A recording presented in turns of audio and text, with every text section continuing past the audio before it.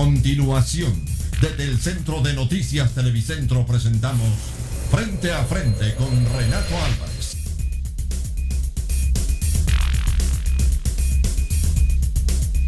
Hola, muy buenos días, bienvenidos a Frente a Frente.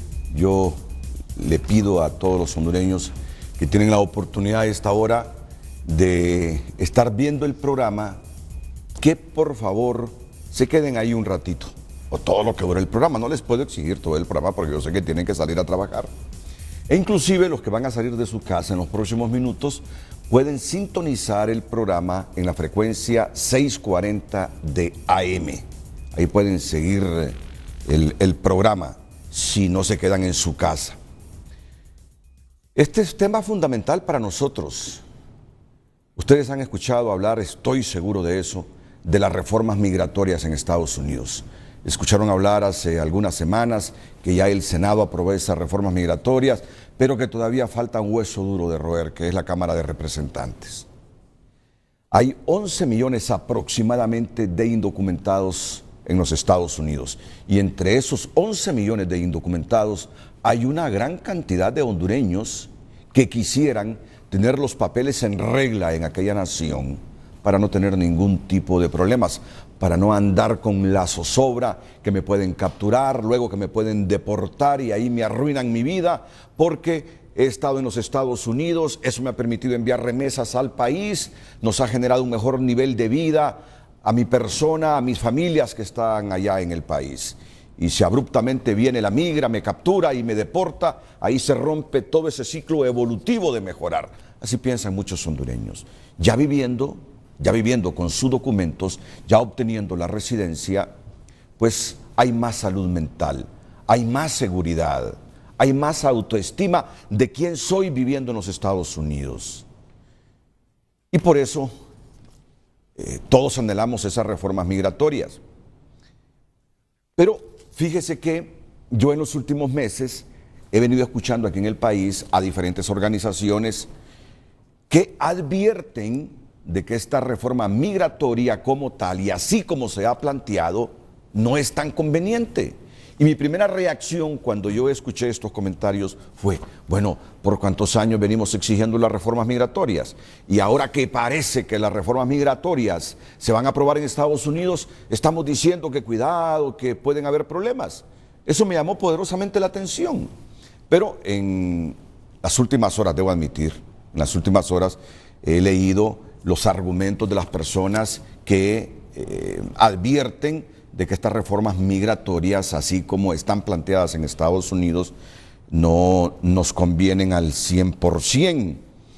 Y para hablar de este tema, tengo aquí en el set hoy como invitados de izquierda a derecha a Isabel Vinent Grimani, a quien saludo, bienvenida. Muchas gracias. Buenos días. Bienvenida. Ella es hondureña, ella nació en Honduras y ha vivido en los Estados Unidos desde 1983.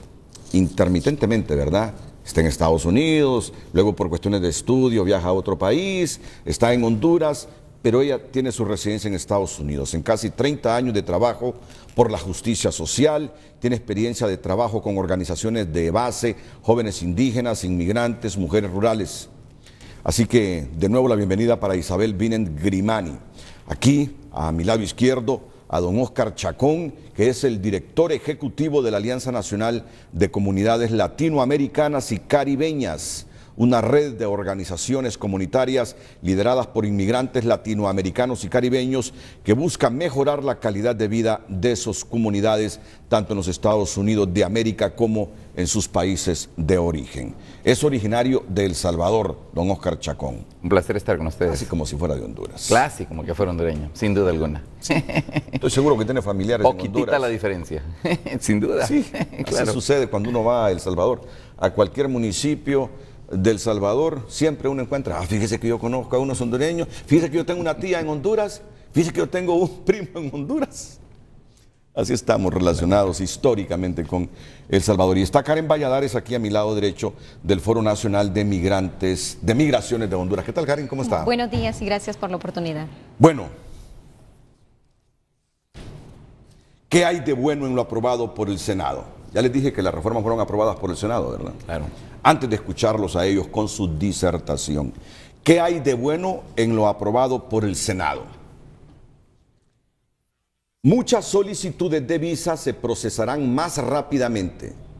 Es una de las cosas buenas aprobadas por el Senado. Muchas solicitudes de visa se procesarán más rápidamente.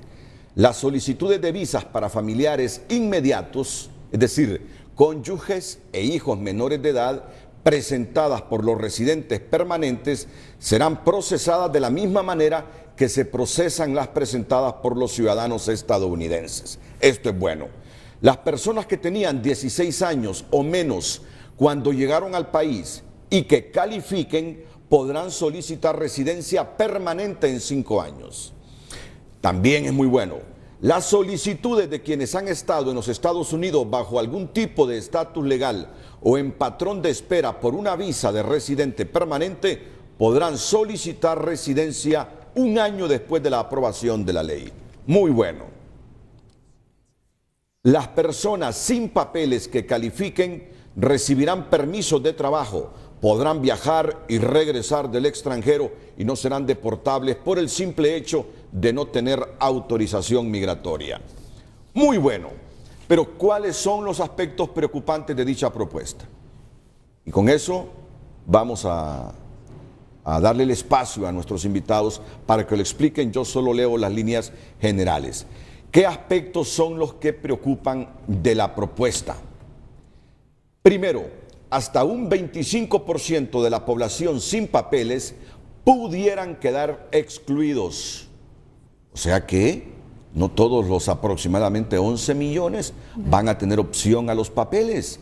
Hasta un 25% de la población sin papeles pudieran quedar excluidos. Los beneficiarios de un programa de legalización serán excluidos de todo tipo de asistencia pública para personas en necesidad, incluyendo los subsidios para el acceso a seguros de cuidado médico. Los requisitos de empleo continuo tienen el potencial de descalificar a muchos de los beneficiarios iniciales del programa de legalización. Estos son los aspectos que preocupan. Se eliminaría la categoría de visas familiares para hermanos de ciudadanos, como también el programa de visas para la diversidad, es decir, la lotería. Otro aspecto preocupante: deja esencialmente intacto el marco legal excluyente, restrictivo y punitivo de 1996. Ya lo van a explicar a profundidad. Los costos en concepto de multas y cuotas administrativas pudieran ser prohibitivos para cientos de miles, si no millones de potenciales beneficiarios. Estos aspectos preocupan de la propuesta. Pero hay algo más: las cosas feas que deben ser rechazadas. O sea que esta propuesta tiene cosas feas. Se propone el gasto de más de 40 billones de dólares, no millones. Se propone el gasto de más de 40 billones de dólares durante los próximos 10 años en medidas de control fronterizo en la frontera sur, incluyendo el despliegue de aviones robóticos, es decir, los drones. Esos aviones que les temen tanto en Afganistán y en otras regiones del mundo porque no necesitan pilotos, ellos son controlados. Esos son los drones. Bueno, pero los drones me imagino que los van a utilizar no para lanzar bombas como en otros países, sino que van equipados con tecnología para divisar por dónde hay flujos migratorios de manera ilegal. Me imagino que para eso es. Porque uno asocia los drones en este momento con esos aviones que, sin ser pilotados por nadie, son máquinas de guerra mortales. Se propone la duplicación de los agentes para la patrulla fronteriza, además de la presencia continua de la Guardia Nacional. Esas son las cosas feas que ellos van a explicarles con mayores argumentos aquí. Se propone una expansión del número de camas en centros de detención de migrantes. Se propone restringir aún más el acceso al empleo por medio del despliegue de un sistema electrónico de verificación de empleo, a pesar de la evidencia de fallas en dicho sistema, como su tendencia a legalizar prácticas discriminatorias. Estas son las cosas feas que deben ser rechazadas. Y por último, a pesar de las historias bonitas acerca de la comunidad latina, ¿qué visión acerca de nosotros, los latinoamericanos, sigue predominando en Estados Unidos? ¿Se ha preguntado eso usted? ¿Cuál es la visión que tienen allá los gringos de nosotros? No digo gringos despectivamente. Además, yo aprecio y valoro a esa nación. Lo digo porque así desde pequeñitos los conocemos, los gringos. ¿Qué visión acerca de nosotros sigue predominando allá en Estados Unidos? De nosotros, los latinos, los salvadoreños, los nicaragüenses, los guatemaltecos, los ecuatorianos, los que más nos gusta irnos allá por el Río Grande para Estados Unidos, que somos una amenaza para el país y debemos ser tratados como tal, que somos una carga pública, que no pagamos impuestos, en el mejor de los casos necesitan nuestra mano de obra, pero no nos quieren como miembros plenos de la sociedad. Así de simple. Aunque nos aprueben esas reformas migratorias, no nos quieren como miembros plenos de la sociedad, que somos tercer mundo, somos ciudadanos de segunda, tercera clase. Yo solo elucubro, ellos son los que nos van a explicar todas estas cosas que he mencionado y que de veras son preocupantes. ¿Qué les parece si inmediatamente después de estos consejos comerciales ustedes entran sobre lo bueno de estas reformas aprobadas por el Senado, sobre lo malo de estas reformas y sobre las cosas feas de esta reforma, para así quedar claros nosotros de saber qué hacer desde nuestros países para ir generando opinión pública y conciencia sobre estas reformas? Y tal vez llegan allá a la Casa de Representantes antes de que sean aprobadas para que tengan las modificaciones que nos permitan recibir las reformas de la mejor manera y con mucha autoestima. Después de la pausa, están aquí mis invitados para hablarles con amplitud sobre esta temática: Isabel Binen Grimani, Oscar Chacón y Karen Valladares.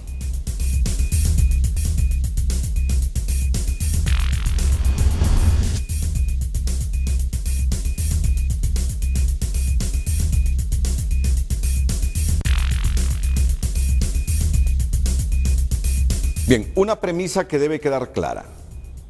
Una premisa que debe quedar clara.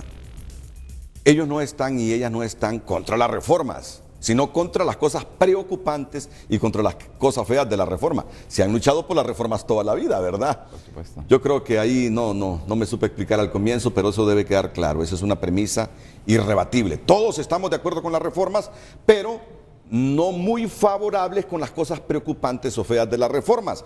Aunque un televidente me dice aquí, no le veo nada malo a lo que ha leído, está muy bueno. Bueno, muy bien, respetamos el criterio, por eso están ustedes aquí, ¿no? Para decirnos cuáles son las cosas que les preocupan de esto. No le veo nada malo a lo que ha leído, está muy bueno. Y otro que dice estar alegre de ver a Chávez. Saludos de Abel Amaya desde Gracias Lempira, así le dicen a la señorita Grimani, Chávez, allá en Lempira. ¿Usted es originaria de allá? No, yo soy de Choluteca, originaria, pero he estado en Santa Rosa de Copán, en el occidente, en los últimos años, pues, trabajando por allá. Ya recuerda a Abel Amaya, ¿verdad? Claro. Muy bien. Mucho gusto. Ok, ahí en pantalla están para que ustedes nos expliquen los aspectos, o lo que hay de bueno en lo aprobado por el Senado. Vamos a comenzar con esto, lo que hay de bueno aprobado por el Senado. Comenzamos así como los presenté, con Isabel Binen Grimani y luego con Oscar y con Karen, por favor. Muy bien, Renato, pues muchas gracias de nuevo por el espacio. Yo represento una organización miembro de la Alianza Nacional NEILA, que es la Coalición de Inmigrantes de la Florida. En la Coalición de Inmigrantes de la Florida hemos estado luchando desde el inicio de año, como tú decías, por estos esfuerzos en favor de la reforma migratoria. O sea que nuestras comunidades en la Florida, campesinos migrantes, jóvenes, familias, muchos hondureños del sur de la Florida, y cabe mencionar que en la Florida el 50% de los hondureños que están en Estados Unidos están ubicados en la Florida y en Texas, ¿verdad? Así que sí estamos en ese proceso desde enero. Muy bien. Y los aspectos positivos quisiera aclarar una cosa. Sí. De la propuesta de ley que pasó en el Senado, que es una de las cámaras del Congreso de Estados Unidos. El proceso legislativo hay que entenderlo porque hay una mala información ahorita, y es que se cree que ya hay reforma. Entonces, por ejemplo, nosotros no decimos esta es la reforma. Nosotros decimos este es un proyecto de ley que ha sido aprobado el 27 de junio en el Senado. Hemos luchado en la Florida y en otros estados para que estos aspectos positivos quedaran allí. Y en ese sentido estamos contentos con estos aspectos que están allí en la pantalla, ¿verdad? Lo que nosotros tenemos claro es que, como bien decías tú, falta la otra parte, que es que el proceso legislativo llegue a la Casa de Representantes, claro, de forma que pueda haber una reforma migratoria. Claro. Entonces todavía no hablamos de una reforma. Así es. Hablamos de un proyecto de ley. En esos aspectos positivos de ese proyecto de ley, conocido como la S744, estamos contentos con, primero, la unificación familiar. Va a haber la posibilidad de unificar a las familias. Estamos contentos con que las personas que tenían ciertos trámites ya en proceso, se les va a acelerar su trámite, porque el problema en Estados Unidos es que hay personas que les dicen, ¿por qué no se van a la línea? ¿Por qué no van a esperar? Y esa espera puede durar 10, 15 años. Con esta propuesta de ley que ya ha sido aprobada por el Senado, hay un aceleramiento para esas personas que ya están en trámite. También hay un aceleramiento para los que conocemos allá como Dreamers, que son jóvenes que llegaron a Estados Unidos antes de la edad de 16 años. Entonces, para ellos va a haber también un camino más rápido en arreglar su estatus migratorio. Y finalmente, hay una propuesta de alivio del estatus migratorio a las personas que están indocumentadas con proceso largo, difícil, pero un proceso al fin a la residencia y eventualmente, casi después de 13 años, si no me equivoco, acceder a la ciudadanía, que es lo que estamos nosotros luchando en la Florida por ello. Claro, claro. Esos son los aspectos positivos. Muy bien, ¿algunas valoraciones adicionales a estos aspectos positivos, Oscar? Mira, yo lo que añadiría que es importantísimo que la audiencia entienda es que hoy por hoy no hay una nueva ley de inmigración en Estados Unidos. Correcto, estamos claros en eso. Estamos ¿verdad? claros en eso, sí. Y lo traigo a cuenta porque una de las cosas que hemos encontrado es precisamente el grado de confusión que existe, porque piensan que lo que pasó en el Senado significa que hay una nueva ley. Y hay una cosa importante también para Honduras en particular. Hay aproximadamente 64,000 hondureños que siguen viviendo en Estados Unidos bajo la protección de lo que se conoce como TPS. Precisamente esos hondureños se pudieran beneficiar de la cláusula que está en la propuesta que aprobó el Senado, que dice que si has estado por 10 años o más, ya sea en trámite o en algún tipo de protección temporal, vas a poder obtener acceso al momento de solicitar residencia permanente a 1 año de aprobada la ley. Estas son cosas muy positivas. Ahí lo dice, fíjense. Exactamente. Las solicitudes de quienes han estado en los Estados Unidos bajo algún tipo de estatus legal o en patrón de espera por una visa de residente permanente, podrán solicitar residencia 1 año después de la aprobación de la ley. Es correcto. O sea, los 64,000 que siempre renovaron el TPS, les favorece. Así es, sin duda, Correcto. sería favorable. O a los nicaragüenses que siempre renovaron el TPS, ¿no? Igual, o a los salvadoreños claro, también. que ustedes tienen estatus de protección temporal también. Hay muchos, 230,000 más o menos. Así es. ¿Y usted tiene algún comentario sobre esto, Sí, Karen? sí, yo diría que también es muy importante lo que los compañeros han venido abordando en torno a lo que es este proyecto de ley, ¿verdad? Donde van a estar beneficiados alrededor de 64,000 hondureños que estén inscritos en el TPS y que también puede ser como muy probable la situación de ellos una vez ya regularizados en el país de destino, ¿verdad? Entonces es muy importante identificar estas alternativas o esto bueno de este proyecto de ley para nosotros ir consensuando desde los países de origen con el apoyo de los compañeros que están allá en los países de destino para ver de qué forma pues se le informa a esta población que está inscrita en el TPS para que pueda estar informada y con ello pues puedan hacer las solicitudes debidas y qué se debe de hacer en todo caso una vez aprobada esta reforma. Vamos, lo que preocupa ahora. Vamos a la otra gráfica. Los aspectos preocupantes de la propuesta. Los aspectos preocupantes. Bueno, mira, yo te diría que quizás lo más preocupante para nosotros es que con el lenguaje que fue aprobado en el Senado, y tememos que si fructificara una propuesta dentro de esta lógica, seguramente no mejoraría una vez que llegase a la Casa de Representantes, va a quedar abierto un enorme flanco que va a significar que cientos de miles, si no millones de personas puedan ser deportadas a lo largo de los próximos años, como está pasando ahora, que se deportan alrededor de 400,000 personas al año, lo cual es algo importante de entender, porque significa que mayormente, 92%, de esas personas deportadas somos latinoamericanos, encabezados por mexicanos, pero fíjate qué curioso, seguido precisamente por hondureños. Yo creo que eso es preocupante, porque lo que la gente supone que va a pasar si hay una reforma es que todas las personas que están allá sin autorización migratoria van a poder resolver su condición, lo cual nosotros creemos que no va a ser así en base al lenguaje que fue aprobado en el Senado. Yo creo que aquí también es importante que se entienda, tú lo dijiste al comienzo, la parte más difícil realmente va a ser la Cámara Baja, es decir, la Casa de Representantes. Y ahí, para serte muy franco, incluso lo que se ha aprobado en el Senado pareciera no haber encontrado hasta la fecha apoyo genuino y nos hace dudar mucho de que esta propuesta que aprobó el Senado vaya realmente a tener esperanza de terminar últimamente convirtiéndose en ley. Eso no quiere decir que el prospecto de una reforma queda completamente descartado. Lo que estamos diciendo es de que hay en este momento una alta probabilidad que habrá que pensar en una nueva arquitectura de reforma si es que queremos obtener el apoyo de los legisladores republicanos, que son quienes controlan en última instancia la Cámara Baja. Ahora, está claro, yo así lo entiendo, que la persona que en este momento está viajando a Estados Unidos por Guatemala, por México, sin papeles, sí, con la idea de que las reformas lo van a abarcar, que las reformas lo van a beneficiar, está sumamente equivocado. Absolutamente. Profundicemos sobre esto, por favor, Isabel. Sí, Renato, un muy buen punto y te agradezco que lo hayas traído a colación, porque es uno de los objetivos principales de nuestra gira, que empezó en El Salvador, siguió en Guatemala, ahora está en Honduras y se terminará en México. Y es que mucha gente está siendo desinformada, diciéndoles váyanse ahorita porque hay un proceso de reforma en Estados Unidos.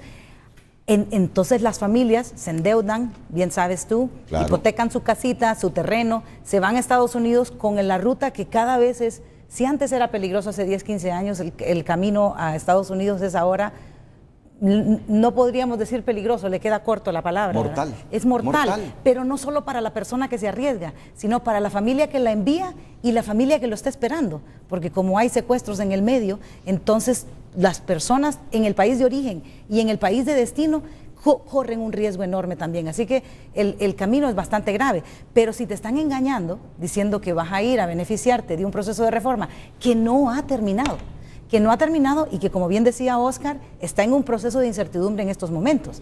Pasó la Cámara Baja, que era el camino más fácil. Nosotros teníamos claro que en el Senado iba a ser más fácil y aún así ciertos elementos que nosotros preferimos que no estuvieran quedaron en esa propuesta de ley. Pero el camino más difícil, que es la Casa de Representantes, está bastante difícil.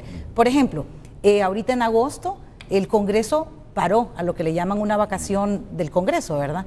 Por 6 semanas. En esas 6 semanas, más de 40,000 personas fueron deportadas. ¿Te imaginas la cifra? Sí. Es una situación gravísima. Eso significa 300 niños, ciudadanos estadounidenses, que cada día quedan sin su papá o sin su mamá porque son deportados. No por ser criminales, sino porque simplemente no tienen los papeles. Entonces, en ese sentido, nosotros estamos muy preocupados de que la gente siga migrando con la idea de que si se va ahora, se va a beneficiar. Este proyecto de ley que tú mencionas del Senado, la S744, estipula que va a beneficiar a quienes entraron al país hasta el 31 de diciembre del 2011. Quiere decir que si entraste a Estados Unidos en el 2012... El 1 de septiembre, perdón. El 31 de diciembre del 2011. Si entré el 1 de enero del 2012... Ya no calificas. Si entraste en el 2013, ya no calificas. Vas a seguir en la situación de vulnerabilidad que tienen los indocumentados, pero en un país que hace 10, 15 años no enfrentaban la situación tan difícil que ahora enfrenta una persona sin documentos. Entonces esa es la situación grave, por eso es uno de nuestros objetivos de la gira, informarle a la gente, no hay reforma todavía, sepan que si les están diciendo que hay una promesa de que van a ser beneficiarios, ni aún en la propuesta de ley, que es la más favorable, que es esta que estamos conversando en estos momentos, les beneficiaría porque llega hasta el 31 de diciembre del 2011. Pero hay que decirles todavía con más rigurosidad a los hondureños, no se crean que van a modificar este aspecto, no se crean que van a modificar este aspecto los norteamericanos, en el sentido que van a ser más elásticos y permitirle a la gente que entró ayer, que entró anteayer, acogerse a las reformas. Yo estoy seguro que se queda así hasta el 31 de diciembre del 2011 o inclusive un poquito más atrás. Retrocede más. Sí. Eso deben estar claros los hondureños. Quienes no ingresaron hasta el 31 de diciembre de 2011, ténganlo claro. Nunca los va a abarcar las reformas migratorias en Estados Unidos. Sí, no, tienes toda la razón. La propuesta que aprobó el Senado es considerada por muchos observadores como la propuesta más generosa. pero sabemos de que dentro de esta arquitectura es altamente probable que si la Cámara la considerara, seguramente se atreverían incluso, como tú ya dijiste, a retroceder la fecha. Y por eso es importantísimo que la gente entienda, alguien que le está prometiendo que si se va hoy va a lograr resolver algo, simple y sencillamente, hermano, lo están engañando. Bueno, y entonces, esta premisa de ustedes, volvamos de nuevo a los aspectos preocupantes de dicha propuesta, donde dicen que hasta un 25% de la población sin papeles pudieran quedar excluidos, es porque este es el porcentaje que ha entrado a Estados Unidos después del 31 de diciembre de 2011, No. ¿o por qué razones? No, la afirmación que hacemos está basada en un estudio hecho recientemente por un experto que tiene más de 30 años de experiencia trabajando en este tema, especialmente en la provisión de servicios, un abogado muy prominente en Los Ángeles, y tiene que ver con los requisitos que las personas van a tener que cumplir. Por ejemplo, vas a tener que comprobar que has estado continuamente empleado. ¿Qué tal si has estado trabajando en un empleo que no te permitía documentar? O sea, hay millones de personas que trabajan en lo que denominaríamos economía informal, que trabajan por su propia cuenta, que trabajan diariamente, que no tienen documentación de que han estado empleados. Ese requisito solito va a explicar el que cientos de miles y no millones de personas queden excluidos. Luego hay también una cantidad de otros requisitos que la ley pone que mucha gente no va a tener capacidad de cumplir. Por ejemplo, demostrar que tú no has tenido ningún tipo de infracción legal en Estados Unidos. Hay mucha gente que ha sido arrestada porque manejaba sin licencia, porque ignoró una señal de alto en el camino. Estas trabas pudieran convertirse en razón para excluirles. Entonces, el número de 25% viene precisamente de analizar la probabilidad de que la gente pueda cumplir con tales requisitos. Ok, yo les pido un poquito más de explicación en los aspectos que restan de las preocupaciones de la propuesta que fue aprobada en el Senado. Así, entre Isabel y Oscar, que las expliquen rápidamente leyendo el cuadro que está en pantalla para luego escuchar el comentario de Karen Valladares. Volvamos a los aspectos preocupantes de la propuesta. Así, breve. Claro. Mira, yo te diría que aparte de lo que tememos... En base a lo que dicen ahí, lo que la gente está leyendo. Sí, en primer lugar, como ya dijimos, ¿verdad? Los requisitos de calificación pudieran conllevar a que 25% de la gente se quede sin ser excluida. Los beneficiarios del programa de la elección serán excluidos de todo tipo de asistencia pública en caso que lo necesitaran, a pesar de que son contribuyentes tributarios en Estados Unidos. Hay también una preocupación enorme de que si las personas que entran originalmente al programa no logran cumplir con los requisitos que por los primeros 10 años se va a requerir de ellos, pudieran también quedar excluidos a lo largo de esos primeros 10 años. Porque hay requisitos tales como, por ejemplo, la continuidad de empleo.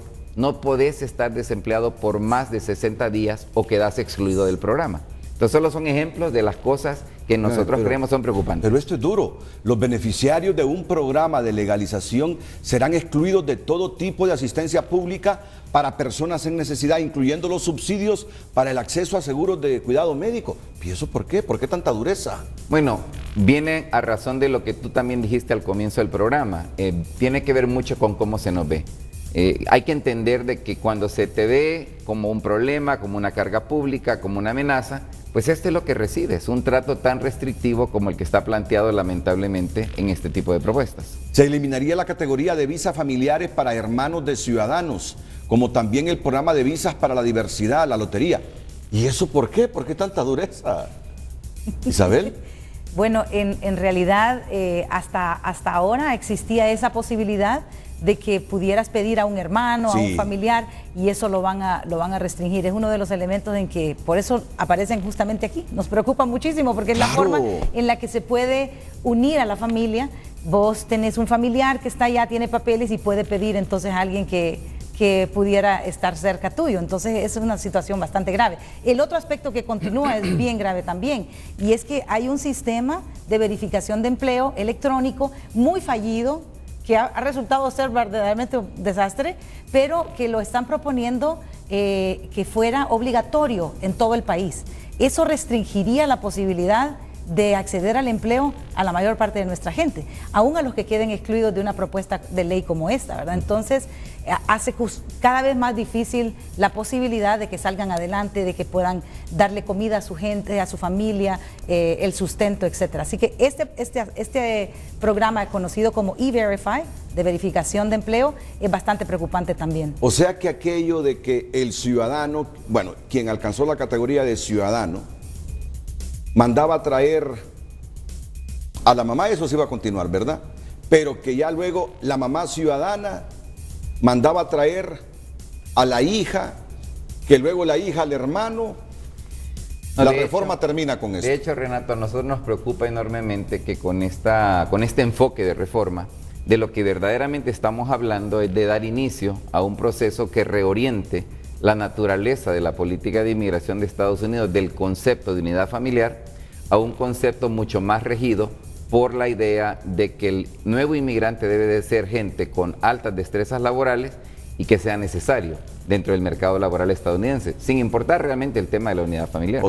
En esa dirección vamos. O sea, el concepto de ellos es facilitar el ingreso a Estados Unidos de los que van a servirle a Estados Unidos con sus destrezas laborales, con sus conocimientos y no a servirse de Estados Unidos. ¿Debo entenderlo así? Esa es la idea teórica. Van a primar a la gente con valores agregados, con potencial. Renato, las destrezas de alguien que recoge la fresa, que recoge el tomate. Muy buen comentario. Es que nadie lo quiere hacer. Nadie lo quiere hacer allá. Nadie lo quiere hacer. En la Florida pasan dificultad. Si la gente no tiene papeles y se le restringe el trabajo como campesino migrante, ¿quién recoge la fruta? Claro. ¿Quién recoge el tomate? O sea que es una destreza importante. Claro, lo que pasa es que lo que está comentando Oscar es que las destrezas que se están valorando son aquellas que tienen que ver con alta tecnología, con el campo científico.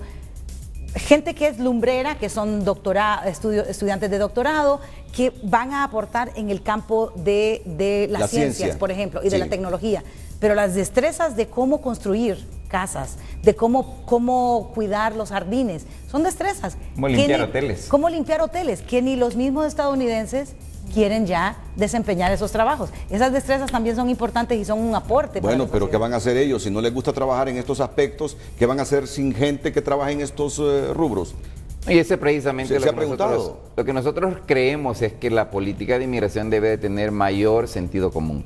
Y mira, la realidad es de que difícilmente vas a encontrar gente en Estados Unidos que no tiene papeles, que está desempleada. La mayoría de la gente se desempeña laboralmente. Aún así, sean trabajos informales.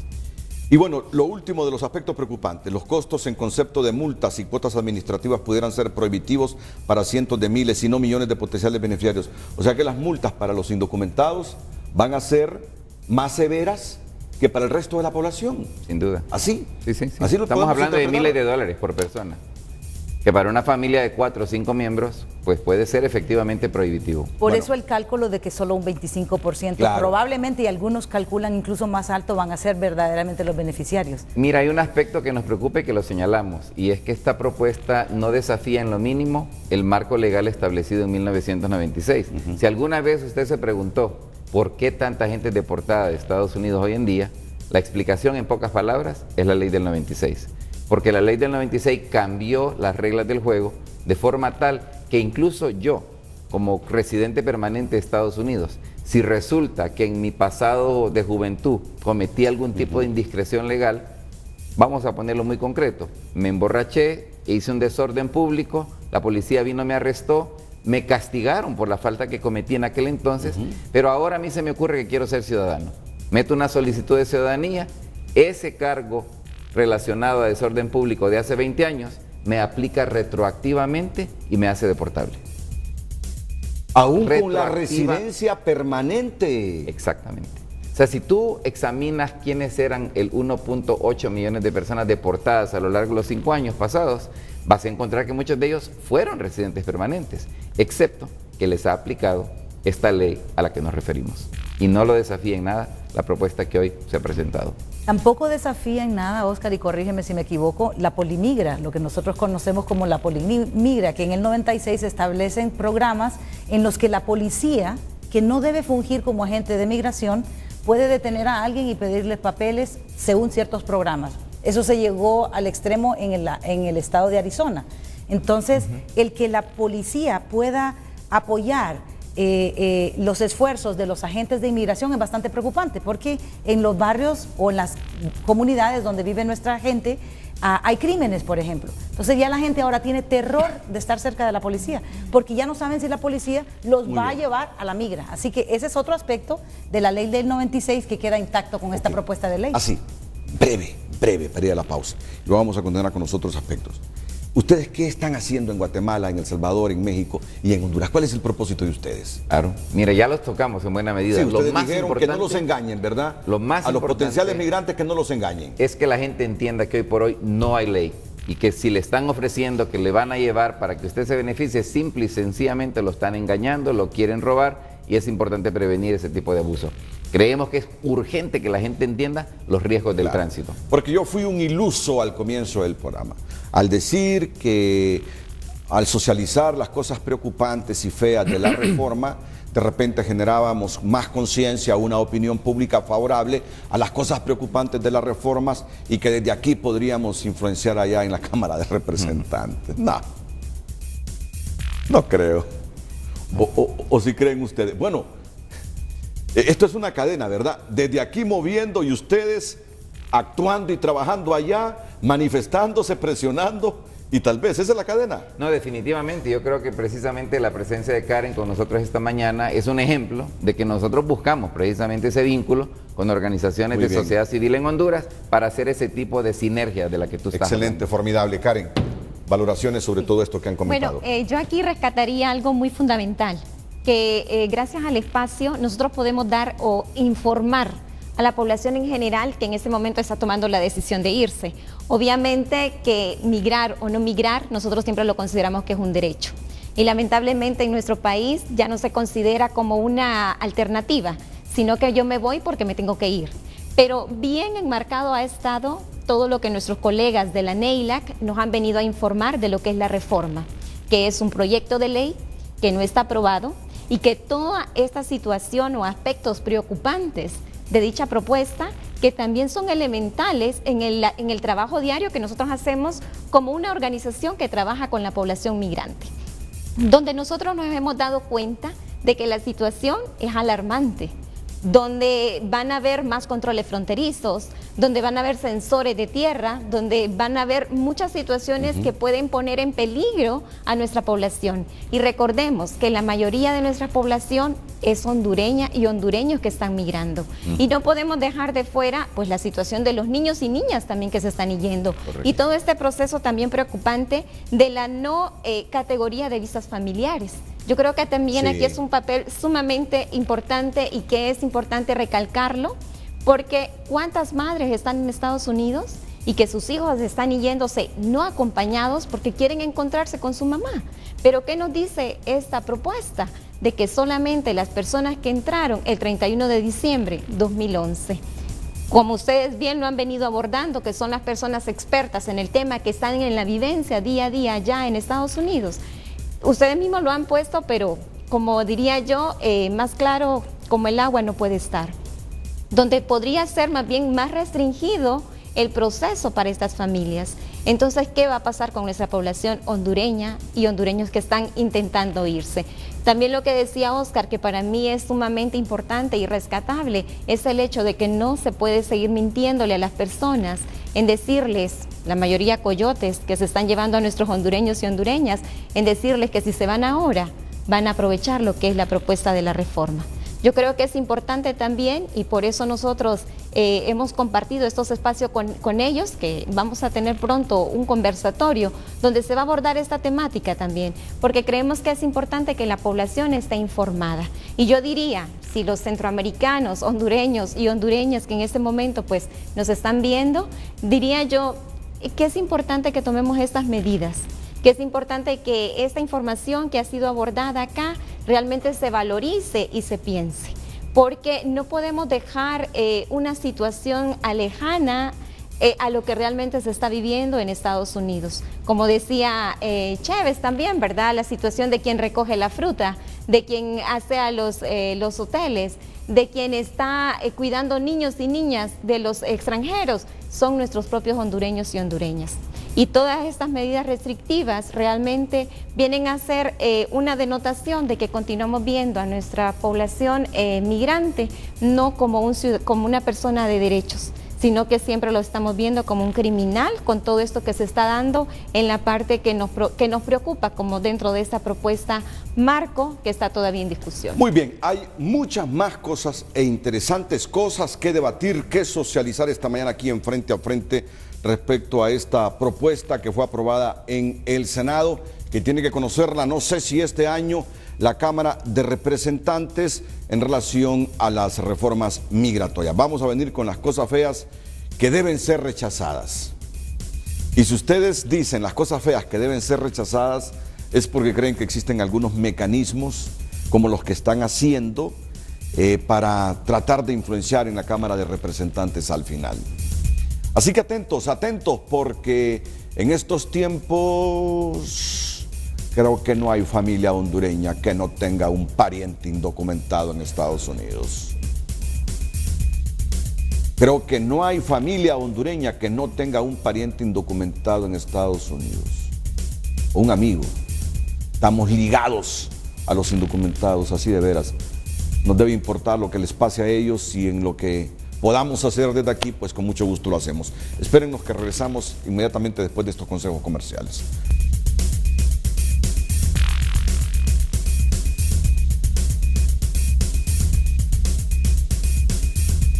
Muy bien, vamos rápidamente vamos a ver, ya dejamos las cosas preocupantes, vamos con las cosas feas.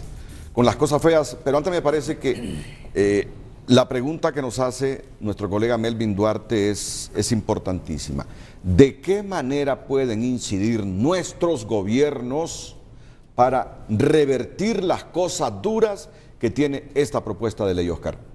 Fíjate que es una pregunta súper importante y muy controversial. En Estados Unidos la política de inmigración es considerada como un tema clásico de política doméstica. Por lo tanto, digamos que la asesoría que da de manera muy abierta el gobierno estadounidense a los gobiernos de la región es no se metan. No se metan, ¿verdad? Es asunto doméstico. Y esto pues trae una complicación enorme porque estamos hablando de la suerte, del futuro de los hondureños, de los mexicanos, de los salvadoreños, de los guatemaltecos que viven allá, que sí son preocupación del gobierno nacional. Pero les debería preocupar a ellos que con sus políticas de reforma migratoria ganan los demócratas, pierden los republicanos. Eso está claro, ¿no? Bastante. Es un asunto doméstico, que en Estados Unidos con esto se puede perder, es cierto, es doméstico, pero con la política migratoria se puede perder o se puede ganar una elección. Claro. Ahora, yo sí te diría que eso no quiere decir que no hay nada que pueden hacer los gobiernos. Claro. Hay varias cosas que los gobiernos pueden hacer.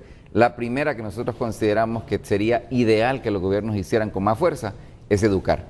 Educar al público tanto en el país como educar también a sus respectivas comunidades migrantes en los Estados Unidos, porque allá también hay carencia de información, hay abusos que suceden a razón de falta de información. Los gobiernos tienen definitivamente un rol poderoso que jugar en ese campo.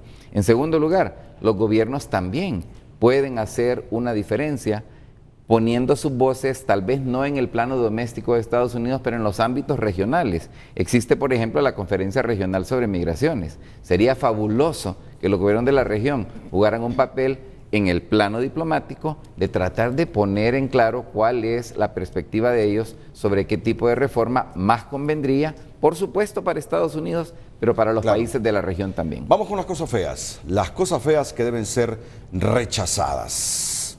Se propone el gasto de más de 40 billones de dólares durante los próximos 10 años, ahí lo tenemos en una gráfica, en medidas de control fronterizo en la frontera sur, incluyendo el despliegue de aviones robóticos, los llamados drones. Me escucharon hablando de los drones, que los drones yo los asocio a esos que van a lanzar bombas. Bueno, indudablemente el tema de los drones es uno de los aspectos más controversiales, porque tú tienes razón, los drones pueden jugar una cantidad de diferentes roles. El problema es de vigilar, hacer maneras de contener ataques. Realmente la diferencia no es enorme y precisamente por eso a nosotros nos preocupa que la militarización de la frontera, que es algo que está planteado en esta propuesta de ley, no es algo beneficioso para América Latina, para México, para Centroamérica, porque mira, después de todo nosotros somos los más importantes y más queridos vecinos de Estados Unidos. Entonces, ¿qué mensaje nos envía hacia América Latina ese tipo de medida? Claro. Y te soy franco, nosotros creemos de que en esta propuesta de ley hicimos todo lo posible porque esto no estuviera incluido y sin embargo se incluyó. Y mira, no son 40,000. 2 o 3 días antes de aprobarse. Sí, son 46.500 millones de dólares. Entonces yo creo que es importante que entendamos la razón por la que planteamos esto nosotros, no es necesariamente porque lo vamos a poder parar, para serte franco, pero sí creemos que es importante que quede documentado que habían voces como las nuestras expresando lo insensato de este tipo de medidas. Oscar, y a ese punto quisiera agregar que hay una crisis financiera en Estados Unidos desde el 2008. Entonces los programas de asistencia social, todos los programas de asistencia social están siendo recortados con la excusa de que no hay dinero por la crisis financiera. Sin embargo, ¿cómo es que se puede recortar dinero o presupuestos para educación, dinero o presupuestos para la atención a la salud, para la atención a los ancianos, para la atención a las personas con discapacidad, cuando se incrementa de forma tan ridícula una cantidad que ya estaba alta, estaba en 6 billones? Es que se incrementó a 40 billones en cuestión de 2 o 3 días para lograr el voto de 4 o 5 republicanos más. Entonces es una cifra que es bastante preocupante porque lo que hay detrás son intereses de compañías de seguridad que estaban viendo cómo en el Medio Oeste la situación, el contexto ha cambiado, entonces están viendo rentable el hacer dinero de la seguridad fronteriza. Es muy preocupante por las dos causas, por lo que decía Oscar y porque cómo puede ser que tú dices no hay dinero para programas sociales, pero sí hay dinero para criminalizar migrantes que lo que vienen es a trabajar en este país. El riesgo es que militaricen tanto la frontera que terminen matándonos.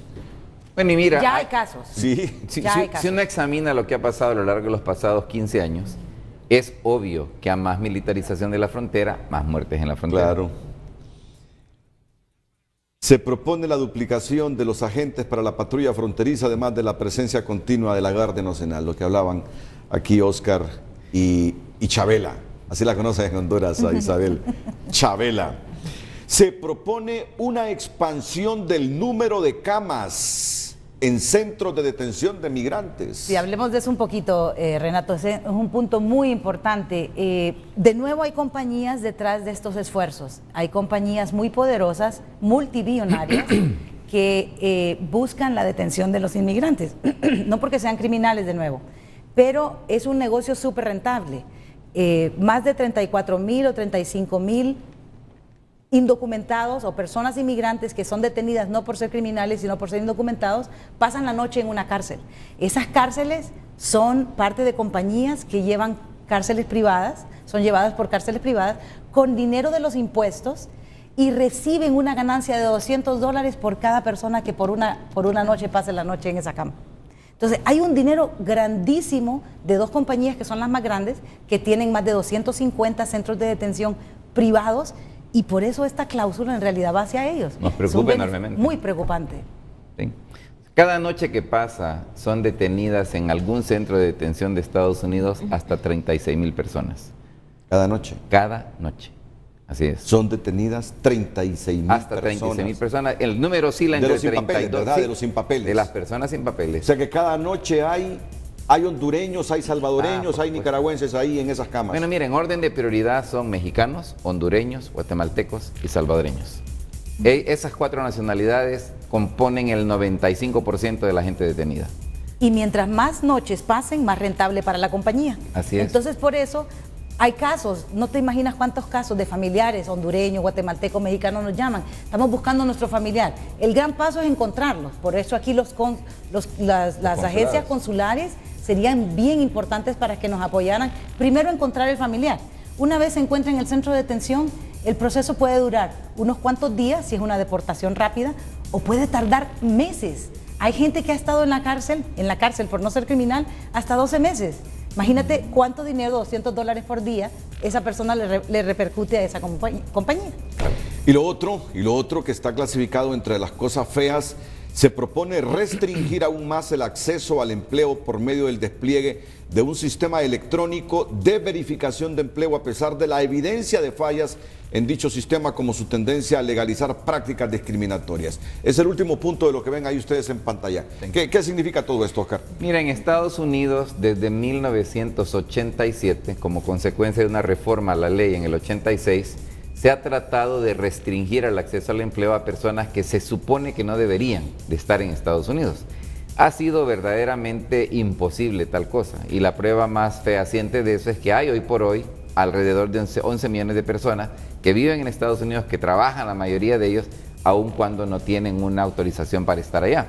Lo que ahora se propone es crear un sistema electrónico que verifique instantáneamente la elegibilidad que tú tienes para buscar empleo en Estados Unidos. El problema con el sistema es que ya se ha venido probando en aproximadamente media docena de estados en la Unión Americana, y lo que la prueba piloto demuestra es que hay un alto porcentaje, alrededor de 40 y pico % de falsos positivos. Es decir, que el sistema dice que tú no tienes autorización de empleo, pero resulta que tú eres ciudadano. Lo que pasa es de que hay incongruencias. Y mira, que hay un secreto importante que la gente no sabe. A diferencia de nuestros países como Honduras, El Salvador, Guatemala, en Estados Unidos no existe un sistema nacional de registro de las personas naturales. Esto quiere decir que no hay un banco de datos centralizado de toda la población de Estados Unidos. Y esto no es un accidente ni es un error. Estados Unidos, por diseño, no ha querido tener ese tipo de sistema, porque es un país basado en el concepto de la libertad individual y de la sociedad abierta. Entonces, la idea de un sistema nacional que tenga toda esta información concentrada en un solo lugar es completamente aberrante en la historia de los Estados Unidos. Pero ese es precisamente lo que este sistema ya comienza a sentar la base para hacer. Pero insisto, el problema mayor, hoy por hoy, es la incongruencia de los bancos de datos que conllevan a estos falsos positivos. Y mira, francamente, si tú luces como cualquiera de nosotros en este panel, a diferencia de lucir como un canadiense, como un irlandés, como un británico, lo más probable es que a quien le van a preguntar es a gente como nosotros, porque los demás son dados por sentados que seguramente son estadounidenses. Pero si tú suenas o luces diferente, muy probablemente te van a preguntar mucho más de lo que le preguntan a otro. Tenga la plena seguridad. Por ejemplo, si miran a Karen, esta es hondureña. Hondureña 100%. No perdemos las características, ¿verdad? Ahora, aquí es donde la mula votó a Genaro, lo que estamos hablando.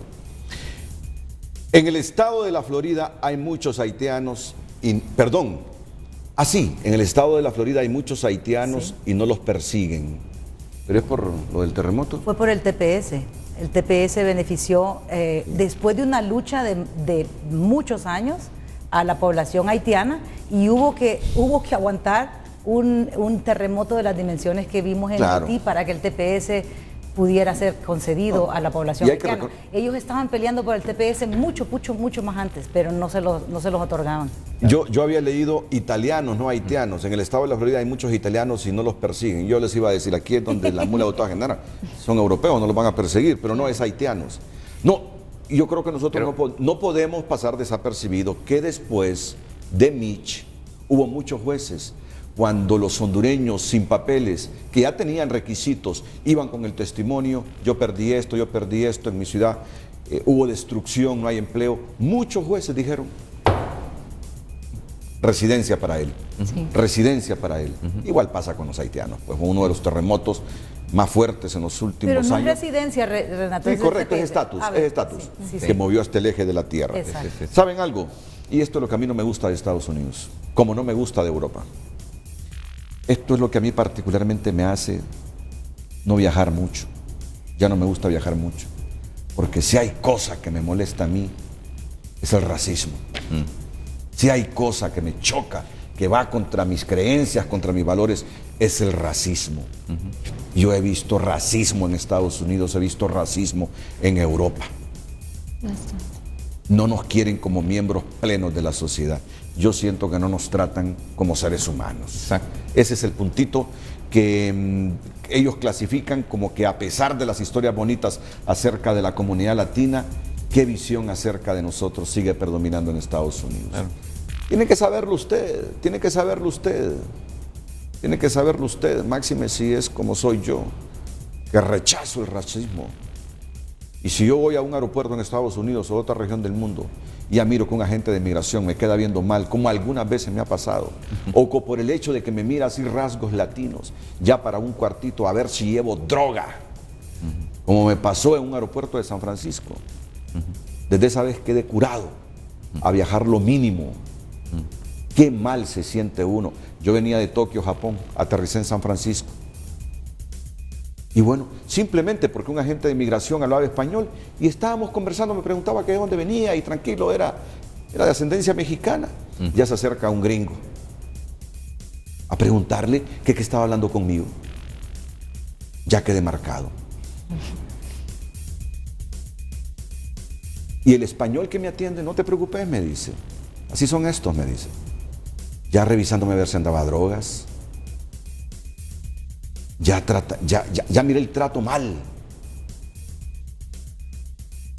Y después se los termino de comentar. Voy a la pausa comercial porque este es el puntito que viene, ¿verdad? Las historias bonitas acerca de la comunidad latina, pero ¿qué visión acerca de nosotros sigue predominando en Estados Unidos? Usted que quiere irse para allá, arriesgándose a morir en Guatemala o en México.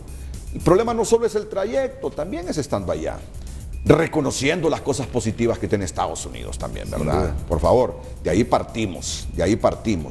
Pero también tiene cosas feas. La pausa y retornamos.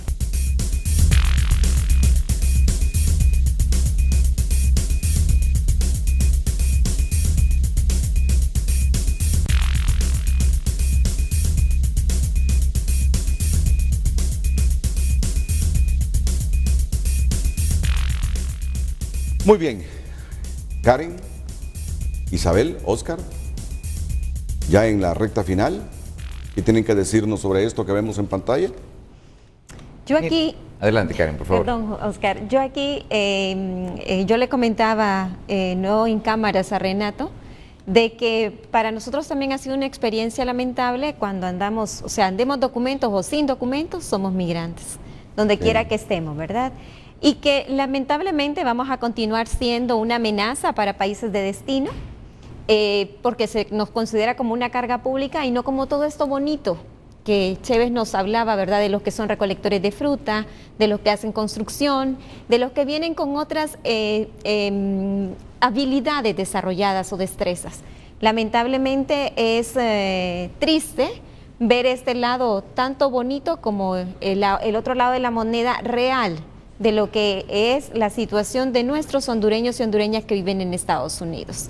Y también marcar que todavía existe la xenofobia y la criminalidad para el migrante, independientemente de la nacionalidad que sea.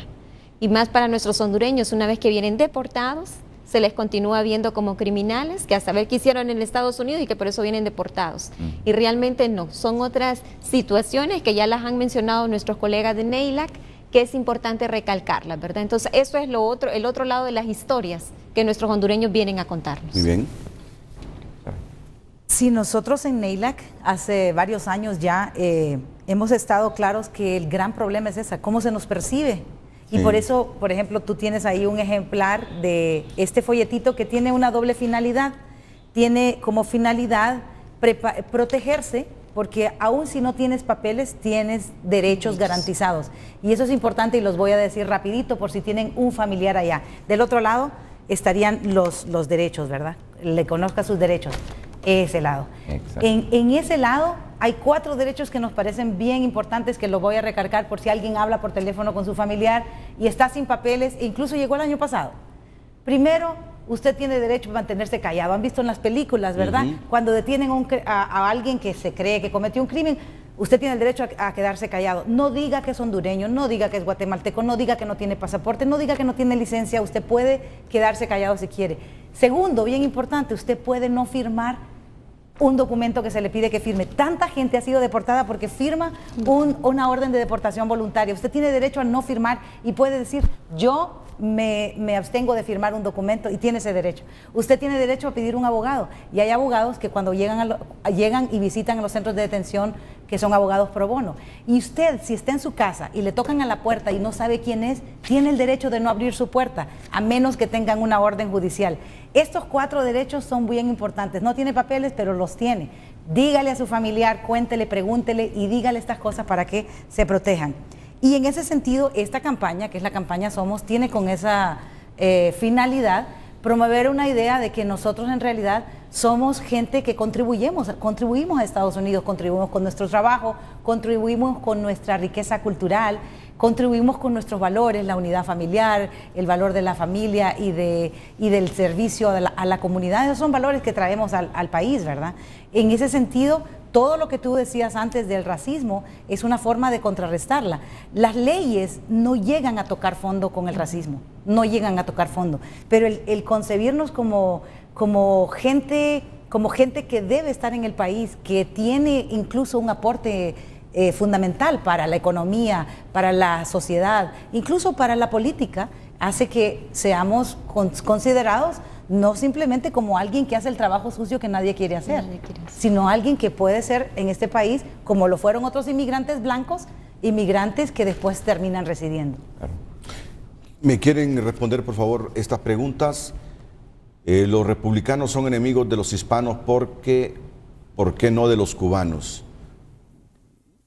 Bueno, existe esta percepción, ¿verdad?, de que los republicanos no nos quieren.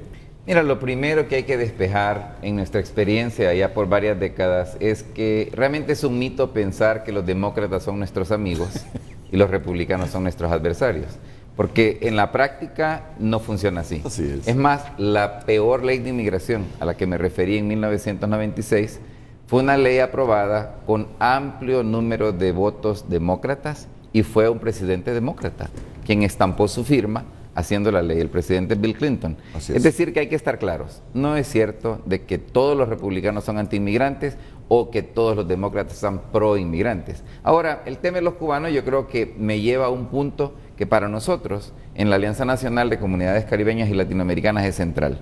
Y tiene que ver con el tema de la organización social, la organización política de las comunidades inmigrantes latinoamericanas. Mira, la razón por la cual los cubanos son mucho mejor vistos, incluyendo por los republicanos, pero también por los demócratas, sí, es porque han hecho algo que el resto del colectivo latinoamericano no ha hecho con éxito hasta esta fecha, y es organizarnos de tal forma que nos respeten. Y el respeto difícilmente te lo van a dar gratis, el respeto se gana, y para que te pueda ganar el respeto, tienes que estar organizado. Ese es el mayor desafío que el inmigrante latinoamericano, el inmigrante hondureño, centroamericano, mexicano, enfrenta en Estados Unidos. Y para nosotros, como Alianza de Comunidades Latinoamericanas y Caribeñas, esa es una de nuestras más preciadas metas. Conseguir que el inmigrante latinoamericano, que el colectivo latinoamericano en Estados Unidos, podamos alcanzar una condición de organización social, de organización política, que signifique respeto. ¿Quién le puede negar a los cubanos lo que han hecho en el sur de la Florida? Exacto. ¿Quién le puede negar eso a los cubanos? No, independientemente de lo que tú pienses acerca de ellos, hay que reconocer, como dice el dicho popular, al César lo que es del César. Han hecho una buena labor organizándose y eso no es criticable, al contrario, debemos de emular todo lo positivo de esa experiencia, como también la experiencia de la comunidad judía, que no siempre fue poderosa, que no siempre fue bien vista. Los judíos, cuando empezaron a llegar a Estados Unidos, eran tratados igual de mal que cualquier otro extranjero. Mira dónde están ahora. ¿Cuál es la diferencia? Su grado de organización, su grado de educación, su grado de gestación de intereses en la sociedad estadounidense, y por eso tenemos que dar ese paso ahora, nosotros. Yo siempre me he hecho esta pregunta y me gustaría una autocrítica de ustedes en función de la experiencia en Estados Unidos. ¿Se justifica en algún momento que los norteamericanos tengan esta percepción de nosotros, que somos una carga pública, que no pagamos impuestos, que somos una amenaza para el país por la conducta? No, la respuesta categórica es no. Y mira, que hay que estar claro, en todo árbol de fruta va a haber algún fruto podrido, ¿verdad? Y eso hay que estar muy claro. Yo no estoy diciendo que cada persona inmigrante latinoamericana en Estados Unidos es un angelito, es un trabajador honesto. Hay también expresiones criminales, pero cuando tú ves proporcionalmente dónde estamos, el colectivo latinoamericano versus el resto de la sociedad, no hay ninguna evidencia técnica, científica que sugiera que nosotros somos peor que nadie. Somos igual que el resto y lo que abogamos en última instancia es que se nos trate con igualdad. Es decir, yo no estoy para nada, y la organización que represento para nada sugiere que el extranjero debe de tener privilegio. Debe de tener derechos de igualdad y que se reconozca que en la vasta mayoría de casos nuestra contribución es mucho mayor de cualquier uso que hacemos de, por ejemplo, beneficio público. Oscar, ¿de qué lugar es usted en El Salvador? Yo nací y crecí en San Salvador. En San Salvador. Así es. Muy bien. Vamos a la pausa comercial. Voy a escuchar comentarios ya en la parte final del programa de Karen Valladares, lo mismo que de Isabel Minen Grimani. ¿Y estos apellidos, Isabel, de dónde vienen? Es que mis papás son cubanos, así que... Y ellos vivieron 20 años en Honduras. ¿De veras? Son los apellidos de mi familia. Bueno. Sí. ¿Dónde fue que nació usted? En Choluteca. En Choluteca. Una mezcla. ¿Y usted, Karen? Aquí en Tegucigalpa. Usted, capitalina, sí. ya se lo había preguntado. Muy bien, vamos a la pausa y ya en la recta final les voy a hacer las preguntas del público, ¿verdad? Bien. Muy bien, regresamos.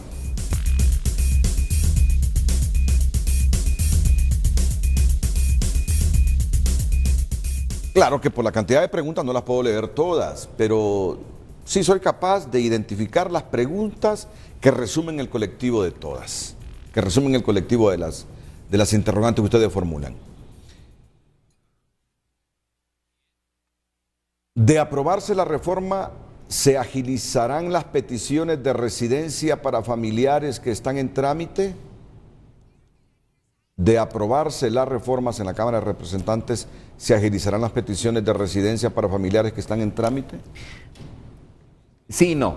Mira, todas las peticiones pendientes presentadas por residentes permanentes en beneficio de sus cónyuges, en beneficio de sus hijos menores de edad, definitivamente pasarían a un plano mucho más acelerado en cuanto a procesamiento se refiere. Muy bien, eso es positivo. Bien. Por favor, dígale al señor Chacón que si puede darme un número telefónico donde poder localizarlo. Soy un amigo personal de él, Pedro Rosales. Bueno, tome nota si quiere, 773-991-9760.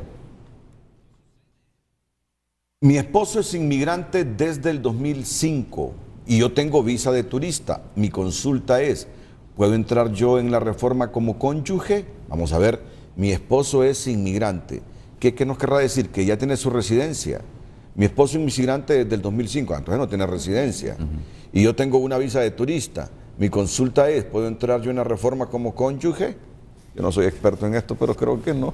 Mire, no me atrevería a dar respuesta a esa pregunta porque honestamente ahí entramos a un terreno complicado. Cada caso es diferente. Y aunque pudiera tener características similares uno con otro, una pequeña variante significa un resultado diferente. Así que es mejor consultar directamente el caso de ella. Una persona que estuvo en Estados Unidos y arregló papeles en 1987 y se vino el mismo año, ¿qué probabilidad tiene de volver? Si lo único que obtuvo fue residencia permanente y ha estado fuera de Estados Unidos por todos estos años, la residencia permanente ha sido ya revocada, porque pues el término lo dice, residencia permanente. Y si ya he estado allá y me voy ahora, ¿qué pasa? ¿Califico? Tengo una niña nacida allá. No, realmente no. Si no está allá en Estados Unidos, le aplica lo que hablábamos hace un rato, claro, de la regla de ingreso 31 de diciembre del 2011. Una persona que haya tenido TPS en USA y haya regresado voluntariamente al país, ¿puede aplicar para una visa de trabajo o residencia, sí o no? Bueno, aplicar para una visa de trabajo, que por cierto no lo mencionamos, pero la propuesta de ley tiene de hecho cambios importantes en muchas categorías de empleo temporal, puede que sí. Residencia permanente lo dudo mucho. Yo pienso que para mí hay un problema y si no pasan la reforma, está bien, quitan el programa de comunidades seguras, ya no deportarían más personas. Bueno, el programa Comunidades Seguras no está en este momento en vía de ser eliminado, al contrario, a la luz de muchas de las cláusulas en la propuesta que aprobó el Senado, sospechamos de que más bien habría una expansión de dicho programa. ¿Cómo quedan las personas que no han hecho trámite de TPS o algo parecido? Bueno, alguien que está en Estados Unidos, hondureño, que no se acogió al TPS, está en la misma condición que está cualquier otra persona sin papeles. Entonces se vería afectado de la forma muy breve que describimos ya a lo largo del programa. Tengo un hijo en Estados Unidos desde hace 4 años con permiso de asilado político. ¿Esta reforma lo beneficiará? Personas con asilo político por lo general obedecen a una lógica diferente. Una persona que ya estuvo por más de un año en condición de asilado político debería de consultar con su abogado porque probablemente pueda solicitar ajuste de estatus a residencia permanente. ¿Podrían profundizar en el último punto que habla de las multas? ¿Qué fue lo que dijeron? Que las multas van a ser más severas ahora para los indocumentados. Mire, si lo que aprobó el Senado, vamos a por un momento suponer que se convirtiese en ley, esto significa que van a haber 2 tipos de costos. Cuotas administrativas y multas. Las cuotas administrativas es lo que uno paga porque le llenen el formulario y Migración lo acepte. Las multas es simplemente una imposición que hace el gobierno a razón de que has cometido una infracción y por tanto tienes que pagar. En este momento las multas van a andar en aproximadamente, multas y cuotas administrativas en aproximadamente $1,500 por persona. Pudiera incrementarse. Y eso de que la mamá mandaba a traer al hermano es otra cosa que me preguntan, eso se acaba, ¿no? Con la reforma. No. Que la mamá mandaba a traer al hijo, perdón. Que la mamá mande a traer a su hijo no necesariamente se elimina. Lo que se elimina es el derecho de un ciudadano a pedir a sus hermanos y hermanas. Muy bien. La pausa y hoy sí, voy a escuchar ya en la recta final, 1 minuto a cada una, a Isabel y a Karen.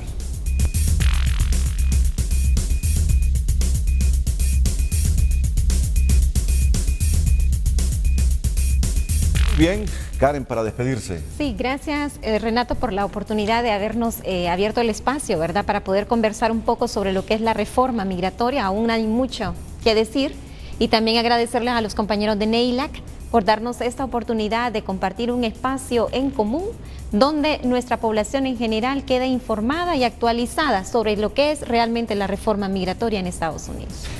Solo recuerden esto, según ese proyecto de reforma, los que llegaron a Estados Unidos después del 31 de diciembre de 2011, no los abarca la reforma. Ya si usted entró el 1 de enero de 2012, no lo abarca esa reforma, así como está la propuesta, ¿verdad? Ténganlo presente, si alguien viene ahí con wiri wiri, es que ya les voy a contar, ¿leyeron lo que pasó? Sí. Que hubo un cartel ahí o un latino le dijo al presidente Obama, déjese de wiri wiri, y el presidente Obama preguntó qué era eso de wiri wiri. Y alguien le dijo, capaz era un hondureño. Le dijo, algo así como es paja lo que está diciendo, lo que está prometiendo usted. Y él solo se sonrió. Isabel. Bueno, muchas gracias Renato por el espacio, por las personas que han escrito, las personas que conocemos y que hoy nos conocen también. Y pues recalcar 2 cositas. Primero, que no hay una ley aprobada de reforma migratoria. Eso es importante y lo vamos a repetir y repetir y repetir y díganselo a sus familiares que están allá. Hay una propuesta de ley y es incierto si va a pasar la segunda fase, que es que pase por la Casa de Representantes, porque ahí el camino del proceso legislativo es más duro. Y lo otro que usted ya dijo es que si pasara una propuesta de ley como la que hay ahorita en el Senado, no van a ser beneficiarios quienes entren al país después del 31 de diciembre del 2011. Muchas gracias, Renato. Muchas gracias a usted, Isabel, y gracias, Oscar, también. Un placer, por supuesto. Éxitos a Gracias, ustedes. muy amable. Gracias. Gracias, Karen. A todos ustedes en especial, buenos días.